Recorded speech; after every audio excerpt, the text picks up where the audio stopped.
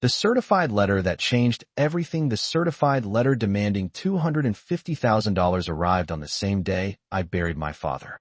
And that's when these power-hungry HOA board members made the biggest mistake of their pathetic lives. Picture this. I'm standing in my driveway at 3 p.m., still wearing my funeral suit, red cemetery dirt clinging to my dress shoes. The metallic taste of pure rage fills my mouth as I read this legal notice claiming I owe $250,000 for property violations on land my grandfather bought in 1952, before this entire subdivision even existed. The diesel fumes from a passing garbage truck can't mask the sickening sweetness of Karen Whitmore's floral perfume as she struts across the street in her designer black dress. Fake sympathy dripping from her Botoxed lips. Timing's unfortunate, Marcus. But business is business, she purrs, handing me papers that could destroy everything 3 generations of my family built. Here's what Karen didn't know. I wasn't just fighting for my workshop. I was about to discover I legally owned half her precious neighborhood. My name is Marcus Castellano, 42 years old, 3rd-generation contractor who inherited my father's construction business. The property where this whole mess started is a 3-acre spread that my grandfather Antonio bought back in 1952 for $800 cash. Back then, our land was surrounded by nothing but cornfields and cow pastures. The house is modest, a 1,200 square foot ranch that's seen better days, but still solid as granite. What really matters is the large workshop, where the hum of my welding torch carries on traditions that stretch back 70 years. Now, let me introduce you to the antagonist of our story. Karen Whitmore, age 38, a former pharmaceutical sales rep who reinvented herself as a community advocate after moving into Willowbrook Estates 8 years ago. Karen stands about 5 feet 6 inches in her designer heels with aggressively blonde hair that screams, "I demand to speak to your manager," from 3 blocks away. Dangerous activities. My counterintelligence operation was simple. Show up to their next HOA meeting with documentation. I walked into that clubhouse unannounced, spread our deed and survey documents across their conference table, and calmly explained the legal reality. Karen's response was predictably dismissive. The board voted 4-1 to proceed with enforcement action. That's when I delivered my first warning shot. Karen, you might want to double-check your legal position before this gets expensive for everyone involved. The title search that cost me $847 delivered information worth more than Karen's entire McMansion. The comprehensive search going back to the 1920s revealed a shocking detail. Hartwell Properties had never obtained proper easements for road access to the entire subdivision. Every single homeowner in Willowbrook Estates accessed their property by driving across land that legally belonged to me. Those beautiful tree-lined streets, the main entrance with fancy stone columns, the entire road system connecting 47 homes to the outside world. All of it crossed my family's property without legal permission. The original 1952 boundary survey was more accurate than the 2003 subdivision survey. The developer's surveyor had made a 12-foot error on the eastern boundary line that compounded across the entire development like a mathematical virus. My property included the HOA clubhouse, the community pool, and that precious main entrance Karen loved so much. But the real bombshell was yet to come. Buried in dusty county records, I found a 1953 agreement granting my grandfather exclusive water rights to the natural spring that fed the entire area. Every drop flowing through Karen's retention pond, every sprinkler keeping those pristine lawns green, every gallon feeding that ridiculous Italian fountain. All of it came from my spring. Karen had been violating my water rights for 8 years without knowing it. Karen's escalation to federal authorities was like watching someone call in an airstrike on their own position. She reported me to every agency with acronyms: Health Department, Fire Department, Zoning Enforcement, even the EPA. The inspection circus found nothing because there was nothing to find. Everything I do is legal, permitted, and professional. The EPA inspector actually complimented my environmental compliance. That's when things got criminal. My security cameras caught someone damaging my equipment at 2:17 a.m. Dale Whitmore, Karen's husband, slashing my truck tires and spray painting "Move" across my workshop door. The police report was filed by 8 a.m. Detective Rodriguez shook his head reviewing the footage. "Marcus, I've seen stupid, but this is weapons-grade stupid. Karen's media campaign backfired spectacularly when Channel 8 News recognized this wasn't about zoning violations, but HOA overreach. The segment aired as When Property Rights Collide with Suburban Expectations.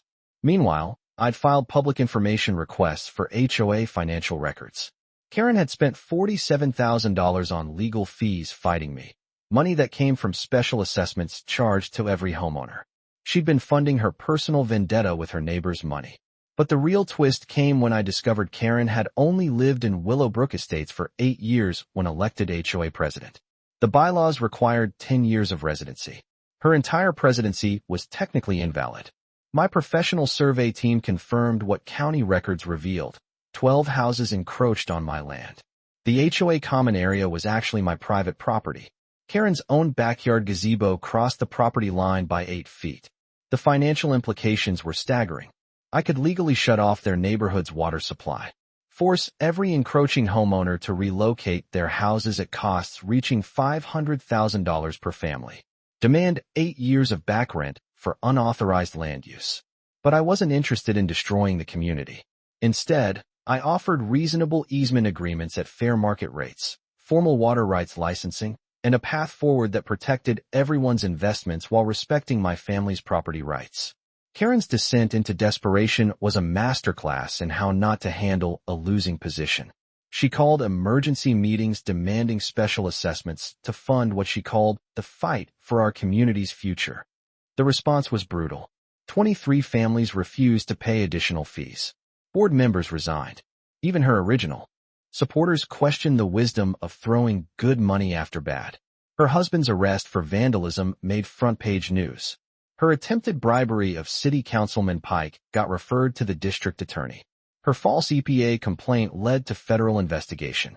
The community that Karen claimed to protect was finally being protected from her. The town hall meeting that ended Karen's reign was standing room only. Mayor Patricia Williams personally presided over what the newspaper dubbed the Willowbrook Showdown. I presented 70 years of documentation methodically and calmly. My grandfather's original 1952 deed. Survey maps showing exactly which properties encroached on my land. The water rights situation explained in simple terms any homeowner could understand. I own the spring that feeds your irrigation systems, I said, letting that sink in while Karen visibly paled. I could shut off your neighborhood's water supply tomorrow. I could force every encroaching homeowner to relocate at costs reaching $500,000 per family. The auditorium was dead silent. But I'm not going to do any of that, because I'm not interested in destroying this community. I'm offering reasonable solutions that protect everyone. The applause was thunderous. Karen's public meltdown was spectacular. She rushed back to the microphone, accusing me of blackmail, the mayor of bias, and half the city council of corruption. Security escorted her from the building while she screamed about conspiracies. The legal settlement took 6 weeks. Fair market compensation for land use and water rights totaled $85,000, paid through special assessment that homeowners gladly approved once they understood the alternative was potential lawsuits reaching into the millions. Karen was convicted of filing false environmental reports, 6 months probation, community service, and $15,000 in fines.